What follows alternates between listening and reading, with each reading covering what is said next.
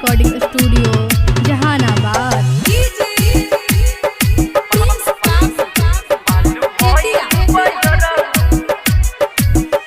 टॉनी जोर लगाई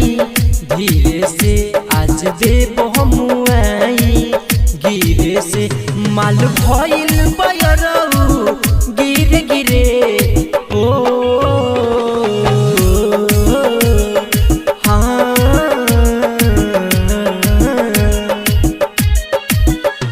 टॉनी जोर लगाई धीरे से आज देव हमुआई गिरे से माल भइल बयरऊ गिरे गिरे हो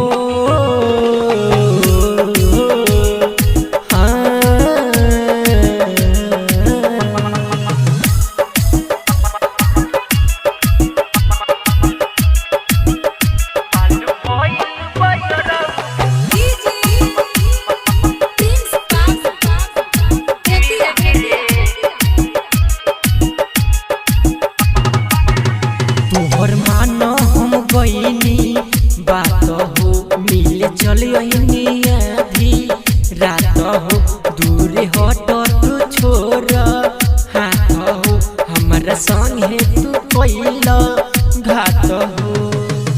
कैसे के करी हम तोहसे हो रहा हो जबरी बैठाव जान हमके तू कोरा हो अब उतरी जवानी नीरे से जब टपकी हो पानी सिरे से माल भइल बयरऊ गिरे गिरे हो हाँ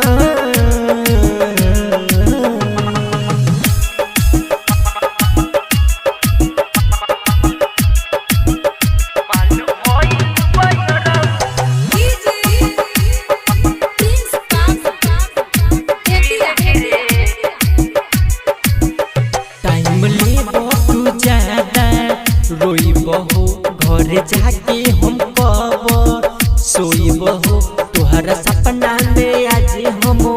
खोईबहो तोहसे कहतानी हम रोहित हो लागता कि जान जो ये राइटर शिव रक्षा हो हमरा संगे वो तो करी है ना अच्छा हो कल मिले हम आईबू